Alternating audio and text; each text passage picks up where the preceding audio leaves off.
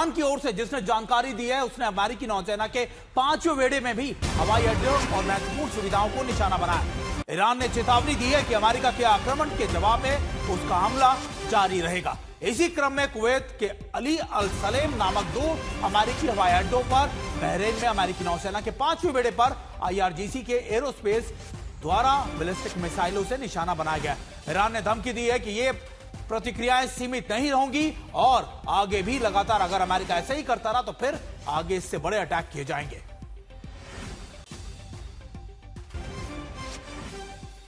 और देखिए इसी बीच एक और बड़ी खबर इसी से जुड़ी हुई, जहां पर ईरान ने आज रात कुवैत और बहरीन के अमेरिकी अड्डों पर हमले का वीडियो भी जारी किया है। ईरान ने मिसाइल लॉन्च की तस्वीरें जारी किया और कहा है कि देखिए इन्हीं हथियारों का इस्तेमाल करके IRGC ने अमेरिकी बेसिस को निशाना बनाया है। खास बात यह थी कि इन मिसाइलों पर जो पिक्चर चिपकाई हुई थी, जो तस्वीरें चिपकाई हुई थी, वो दरअसल अमेरिका का मखौल या उसका मजाक उड़ाते हुए दिखाई दे रही थी, जिसमें कहा जा रहा था कि देखिए अमेरिका ने अपने लिए नई कब्रगाह तैयार कर ली है। और हम आपको ये तस्वीरें दिखा रहे हैं जो IRGC की तरफ से जारी की गई हैं, जिन तस्वीरों के अंदर यह भी दिखाया गया अमेरिका और डोनाल्ड ट्रंप का मजाक भी उड़ाया गया।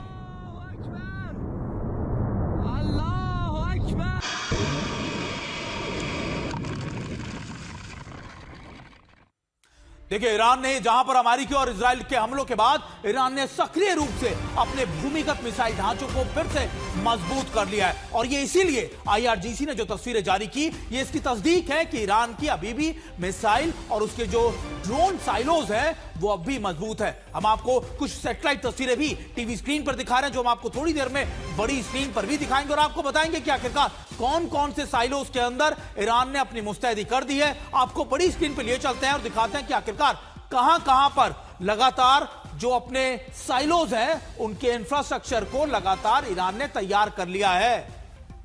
और चलिए अब आपको बड़ी स्क्रीन पर मैं आपको दिखाने की कोशिश करता हूं कि आखिरकार इस समय के ताजा हालात कैसे हैं, जहां पर यह माना जा रहा है कि देखिए कई मिसाइलों को या फिर कई लॉन्चर्स को, साइलोज को दोबारा से रिकंस्ट्रक्ट कर लिया गया। इससे पहले भी कई सैटेलाइट तस्वीरें अमेरिका ने जारी की थी, जिसमें कहा गया था कि 70% से ज्यादा जो उनको नुकसान पहुंचा था उनके एनरिचमेंट यूरेनियम साइट्स पर, उसके एंट्री और एग्जिट पॉइंट को भी ईरान ने दोबारा से तैयार कर लिया। अब यहां देखिए निर्माण कार्य कहां चल रहा है। देखिए यहां पर इन साइलोज के आसपास अगर आप जो देखें सर्कल देख रहे हैं, ये हैं वो साइलोज के आप कह सकते हैं गेट्स या फिर उनके एंट्री पॉइंट जहां पर एक काम चल रहा है। और इसके अलावा खुदाई, यानी अगर ये पॉइंट बंद हो गया है तो फिर उसके आसपास के इलाकों में यहां से खुदाई कर यहां से टनल बनाए जा रहे हैं ताकि इन साइलोज तक पहुंचाया जा सके। और ईरान ने ये स्ट्रेटेजिकली पहले भी किया। ईरान ने क्या किया था, जब भी अपने साइलोज बनाता है तो उसकी मैपिंग करता है और उसके कई ऐसे टनल्स के पॉइंट को छोड़ दिया जाता है ताकि जब भी दुश्मन की तरफ से अटैक हो तो फिर इन साइलोज के पास के अंडरग्राउंड दरवाजों को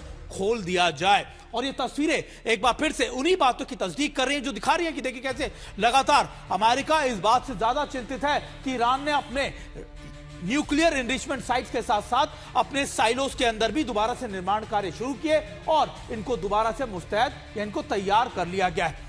अब आज सुबह बहरीन और कुवैत में अमेरिकी ठिकानों की ओर बैलिस्टिक मिसाइलों के लॉन्च होने की कुछ ही और तस्वीरें भी जारी की गई हैं, जिसमें हम आपको बड़ी स्क्रीन पर दिखाने की एक बार फिर से कोशिश करते हैं और आपको दिखाते हैं कि आखिरकार देखिए ये वो मिसाइल है। हम आपको क्यों बता रहे हैं कि आखिरकार देखिए ईरान रुकने का नाम नहीं ले रहा है। ईरान कह रहा है कि आप अगर हमारे इलाकों में अटैक करेंगे, अगर आप स्ट्रेट ऑफ हॉर्मुज पर अटैक करेंगे तो फिर हम आपके कुवैत में, मिडिल ईस्ट के दूसरे देशों में आपके जो बेसिस है उन पर अटैक करेंगे। ये देखिए कई मिसाइलों के वीडियो हमने इससे पहले आपको दिखाया कि ईरान ने कहा कि देखिए हमने ये मिसाइल्स लॉन्च किया और एक बार फिर से इन मिसाइल्स के लॉन्च करने की तस्वीरें भी ईरान की तरफ से जारी की गई। ईरान ने देखिए साफ तौर पर कह दिया है कि हम लगातार और भी बड़ा और खड़ा जवाब देंगे। उन्होंने कहा कि पर्शियन गल्फ के अलावा यानी मिडिल ईस्ट के अलावा अगर अमेरिका नहीं माना तो फिर ये जंग हम आगे और लेकर जाएंगे। यानी उनका इशारा अमेरिकी बेसिस पे सीधे तौर पर अमेरिका के इलाकों पर भी था।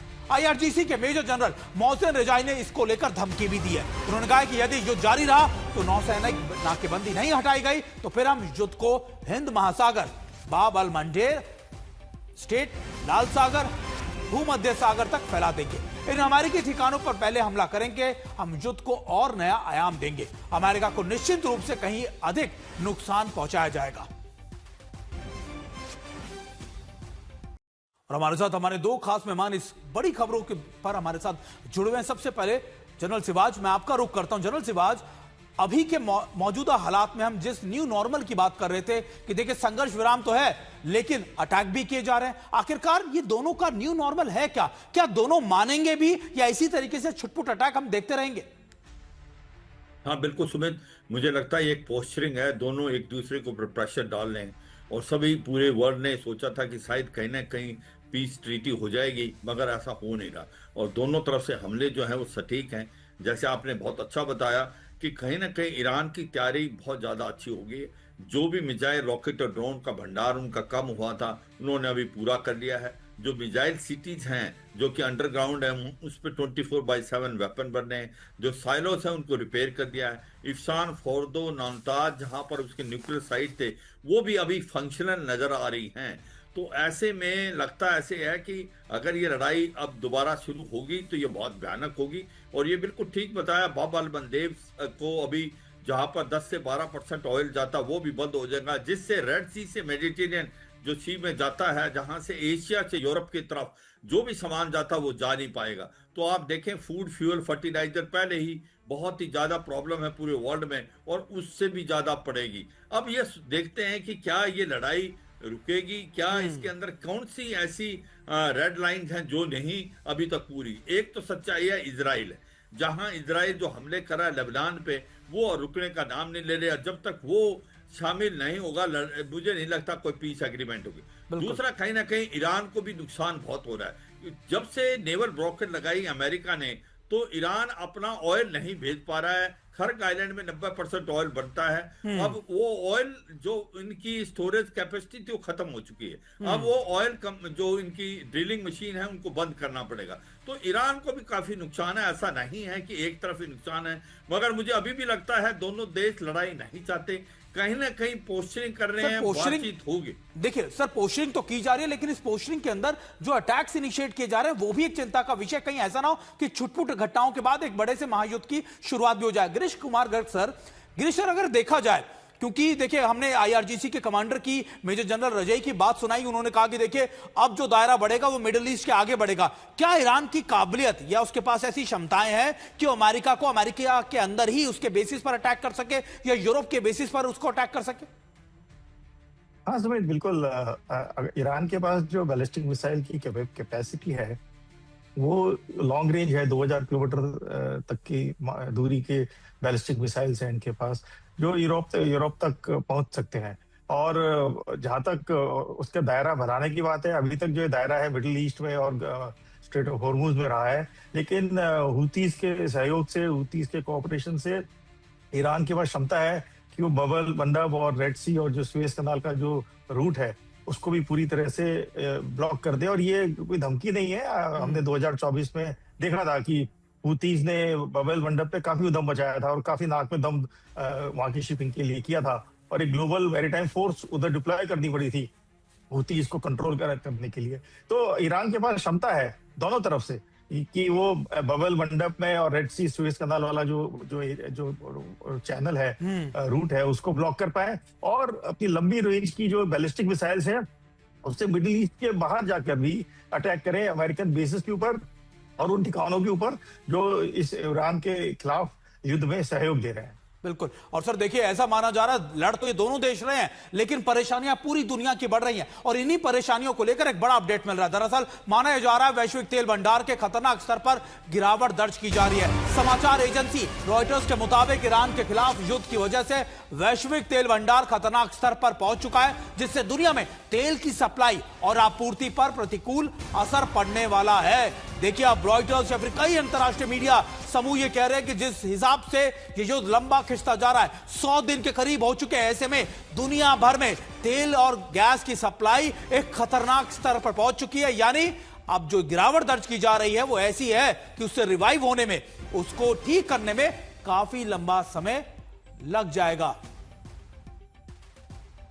जनरल शिवाज, हम लगातार ये बात कर रहे हैं कि देखिए ऑयल के, गैस के जो प्राइसेस बढ़ रहे हैं, उसकी जो आप कह सकते हैं कि जो उसकी रिफाइनरीज है बंद करने से जो प्रभाव पड़ रहा है, लेकिन अब भी ये देश नहीं माने, अब भी अगर ईरान नहीं माना, अब भी अगर अमेरिका नहीं माना, तो फिर कहीं ऐसे दौर में हम ना पहुंच जाए जहां से कोई यू टर्न का कह सकते हैं कि कोई नजारा ही ना हो, यू टर्न के लिए कोई मौका हमें ना मिले।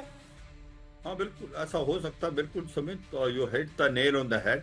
क्योंकि अगर ये चिंगारी लग गई और ये लड़ाई का दायरा बढ़ गया तो फिर ये लंबी हो सकती है। इसमें चीन और रूस भी आ सकते हैं और पूरे वर्ल्ड के अंदर मुझे लगता है हाहाकार मच जाएगी। जो आपने एक और बड़ा अच्छा इशारा किया था कि अगर कल को भी सीज फायर हो जाता है तो ये सोचना कि ऑयल का जो रूट्स हैं वो खुल जाएंगे, वो उसको 3 से 4 महीने लगेंगे। कि जितने भी मिडिल ईस्ट के कंट्रीज हैं, जो गल्फ कंट्री हैं, जो ऑयल प्रोड्यूसिंग कंट्री हैं, उनको बहुत नुकसान हुआ है। उनकी जो ऑयल की जो ड्रिलिंग कैपेबिलिटी उस पर भी इफेक्ट हुआ है। अगर अभी भी बाब अल मंदेब तो बंद नहीं हुआ है, अगर स्ट्रेट ऑफ हार्मुज खुल जाता है उसके बाद भी प्राइस जो ऑयल के स्टेबलाइज होने में 3 से 4 महीने लग जाएंगे।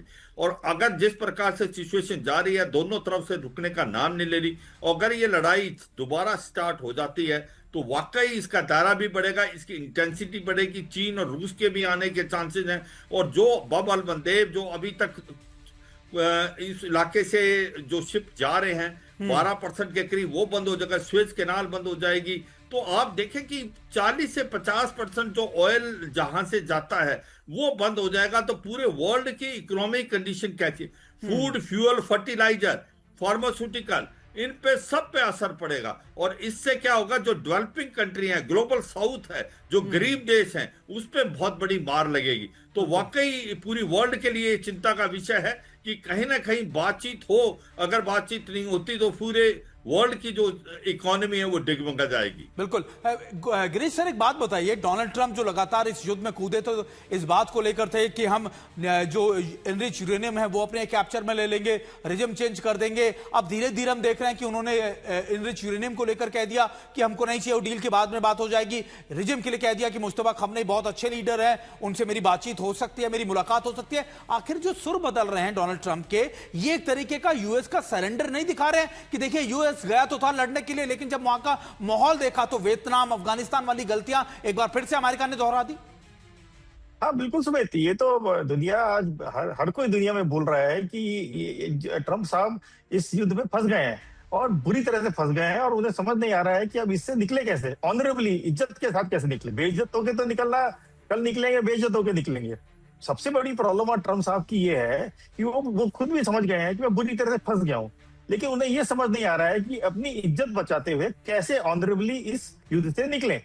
ईरान इस बात को समझ गया है कि हमने अमेरिका को घेर लिया है।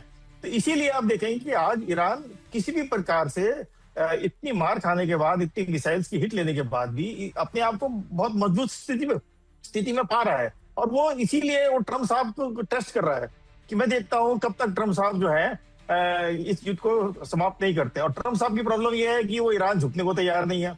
तो ये एक खेल है जिसमें आपका जो विश्लेषण है एकदम सही है कि ये ट्रम्प साहब जो है इसमें अपना वियतनाम का रुख देख रहे हैं, इसमें अपना चेहरा वियतनाम के अंदर देख रहे हैं, और उन्हें लग नहीं रहा है कि, उन्हें समझ नहीं आ रहा है कि इसमें से कैसे निकले। उसका एक ही तरीका है कि ईरान के ऊपर दबाव डालें और होप करें कि भाई ईरान कहीं ना कहीं झुक जाए। आप ये जो अटैक देख रहे हैं, जो अभी आज आपने इतनी जिक्र करा, ये सब उसी का नतीजा है कि ट्रम्प साहब भागते भूत की लंगोटी पकड़ लें कि किसी तरीके से कुछ करके शायद ईरान के ऊपर दबाव डालें। लेकिन अनफॉर्चुनेटली ट्रम्प साहब के लिए ईरान इस गेम को समझ गया है। पूरी प्रक्रिया ने, इस पूरे संघर्ष ने ईरान को यह मौका भी दे दिया कि स्टेट ऑफ हॉर्मुज हो, एनरिच यूरेनियम हो, या फिर अपने प्रॉक्सीज को रिवाइव करना हो, तीनों चीजों के ऊपर लगातार ईरान भी अब काम कर रहा है। और इसी से जुड़ी एक और बड़ी खबर आ रही है, वो ये कह रही है कि देखिए विदेश मंत्री अब्बास अराक्ची ने संदेश दिया है कि लेबनान को उसके असली दुश्मन से बचाना जाए। अराक्ची ने लेबनान के राष्ट्रपति जोसेफ ऑन को संबोधित करते हुए संदेश में लेबनान को उसके असली दुश्मन से बचाने की अपील की। अराक्ची ने अपने सोशल मीडिया अकाउंट पर लिखा कि उन्होंने कहा कि ऐसे लगता है कि ईरान ने ही लेबनान के 1/5 हिस्से पर कब्जा कर लिया है। ईरान के विदेश मंत्री ने आगे कहा कि अगर लेबनान ईरान के लिए सौदेबाजी का जरिया होता तो हम बहुत पहले ही समझौता कर चुके होते। उन्होंने कहा कि देखिए इजराइल लगातार एक बड़ा चिंता या फिर आप कह सकते हैं चुनौती है लेबनान के, आप कह सकते हैं कि उसकी आजादी के लिए। और इसी बात को लेकर उन्होंने लेबनान के राष्ट्रपति को भी सोशल मीडिया पर चेताया कि देखिए असली दुश्मन इजराइल है।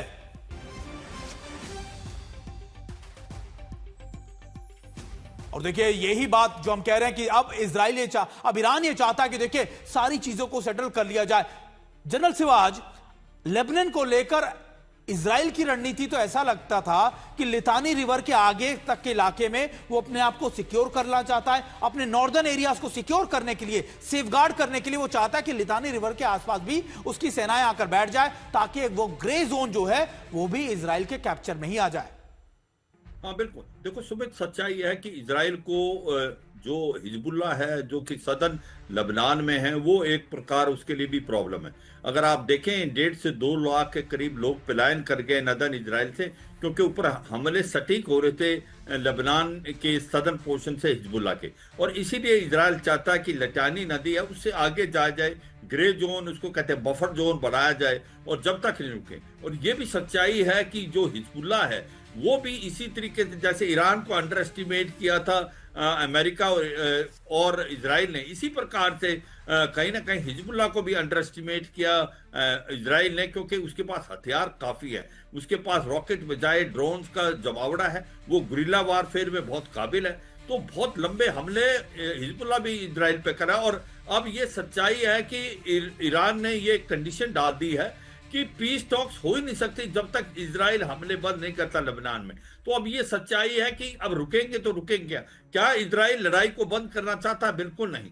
इजराइल चाहता है कि ये लड़ाई लंबी चले, और क्योंकि नेतन्याहू की खुद की कंडीशन घर में कमजोर है और वो चाहते हैं कि हिजबुल्लाह को खत्म किया जाए। कहीं ना कहीं ईरान जो कमजोर था उसको दोबारा हमला करके कमजोर किया जाए। तो सच्ची बात है कि इजराइल इस लड़ाई को बंद नहीं करना चाहता। और अमेरिका के लिए प्रॉब्लम, जैसे आपने बोला था कि उसके पास, डोनाल्ड ट्रंप के पास कोई ऑनरेबल एग्जिट नहीं मिल रहा। उनकी जो पॉपुलैरिटी है देश के अंदर गिरती जा रही है। मिड टर्म इलेक्शन है नवंबर में, और अभी भी जो कांग्रेस के अंदर उनकी स्थिति कोई खास अच्छी नजर नहीं आ रही। और बिल्कुल सर, माना यही जा रहा है कि देखिए सब मान जाएंगे लेकिन इजराइल को कैसे मनाएंगे डोनाल्ड ट्रंप, क्योंकि लगातार नेतन्याहू डोनाल्ड ट्रंप की भी अब सुन नहीं रहे।